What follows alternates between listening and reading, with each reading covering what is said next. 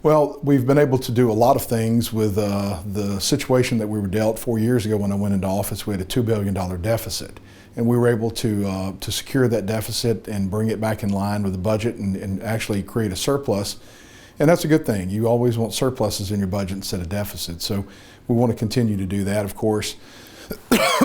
Excuse me. One of the other things that I want to do is I want to continue to work to help lower our automobile insurance rates. I had a bill, Senate Bill 89, this past session that would have done three things. It would have kept insurance companies, you'll wait.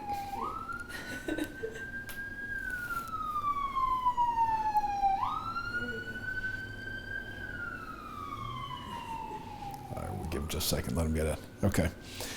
Last year I filed Senate Bill 89 that would have done three things. It would have prohibited insurance companies from using the fact that your spouse died to raise your rates, what I call the widow tax. It would have said, that you could not use gender to charge more for insurance rates. Historically in Louisiana, women are charged more than men. And also it would have said they couldn't use your credit rating if you had a 5-year perfect driving record to raise your rates as well. And that's a penalty against poor people that end up paying more because their credit scores may not be as good as other folks. So that's something else I'd like to continue to do.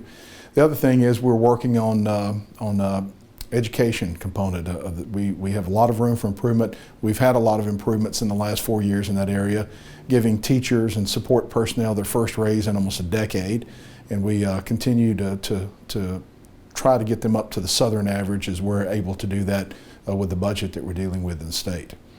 Also, we want to continue to fund the pre-K programs, and we know from the statistics that that's very important to educate these kids early on in their life so they can do better when they get to kindergarten and on into elementary school. Well, that's a very important question, and one thing is jobs to our area. You know, it seems like in our area especially, we are having a lack of jobs, industry, that sort of thing, and part of that is because we don't have the technical skills and the technical training that we need for that area. In fact, if you look at that TOPS participation, you can actually get a top scholarship for technical training. Only in the last 4 years, only 23 people have taken advantage of that.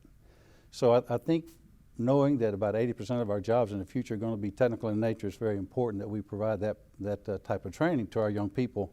And if we can get jobs and we can keep them in our area and certainly improve their quality of life.